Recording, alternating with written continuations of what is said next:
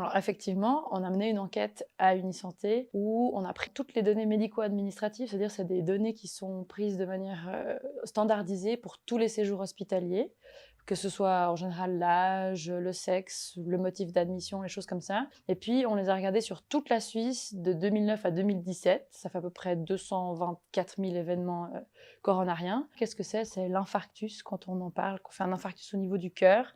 Ça veut dire que les vaisseaux qui irriguent le cœur se bouchent et du coup, le cœur, il souffre de ça. Et on a trouvé effectivement des grandes différences. Donc d'une part, d'investigation, il y a à peu près 15% d'investigation de moins chez les femmes, quel que soit le type d'infarctus. Par investigation, on entend des moyens qu'on a de savoir est-ce que oui ou non on fait un infarctus quand on a des douleurs à la poitrine, par exemple. Il y a aussi 40% de moins de traitements, donc 40% de moins chez les femmes par rapport aux hommes, quel que soit le type d'infarctus.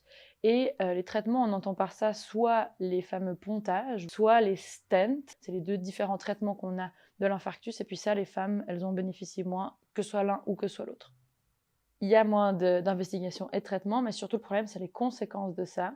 C'est-à-dire qu'il y a des séjours qui sont plus longs, et puis plus de réadmission une fois que les femmes sont rentrées à la maison. Et encore plus problématique que ça, c'est les décès liés à ces infarctus sont plus importants chez les femmes, et surtout chez les jeunes femmes de moins de 65 ans. Alors, il y a deux niveaux différents. La première chose, c'est au niveau des patientes elles-mêmes. Donc, dans la population générale, de manière générale, les femmes, elles ont moins conscience de leur risque cardiovasculaire, c'est-à-dire qu'elles sont à risque de faire des événements cardiovasculaires, mais c'est les infarctus, les AVC au niveau de la tête, avoir les artères des jambes qui se bougent, tout ça, elles sont à risque aussi, et elles ne sont pas au courant qu'elles sont à risque. Donc en général, elles prennent beaucoup plus de temps à identifier un problème. Elles ont mal à la poitrine, c'est pas forcément qu'elles identifient qu'elles sont peut-être en train de faire un infarctus, donc elles mettent plus de temps à aller à l'hôpital, ça c'est une première chose.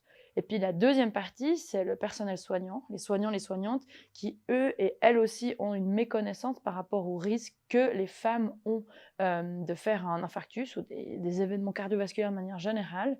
Donc une fois arrivées à l'hôpital, en général, le personnel soignant met plus de temps à reconnaître l'infarctus chez une femme ou simplement ne le reconnaît pas du tout et puis part vers autre chose, des angoisses et autres qui n'ont rien à voir avec un infarctus. Premièrement, ce sera une meilleure recherche.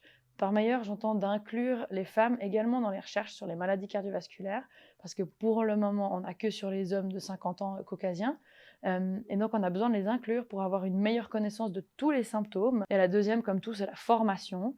Et par formation, là, on peut aussi dire l'information, parce que la formation, ce sera clairement pour le personnel soignant, mais que ce soit les médecins, clairement, mais aussi tous les infirmiers, les infirmières, le personnel soignant de manière large, doit être au courant, reconnaître, si vous voulez, un infarctus chez une femme, ça peut être très typiquement les douleurs dans la poitrine qui irradient, elles font aussi ce genre de douleurs, mais ça peut être que des nausées, un petit peu transpiration, pas bien, la peine à souffler, ça peut aussi être un infarctus, et ça, le personnel soignant de manière générale a besoin de le savoir.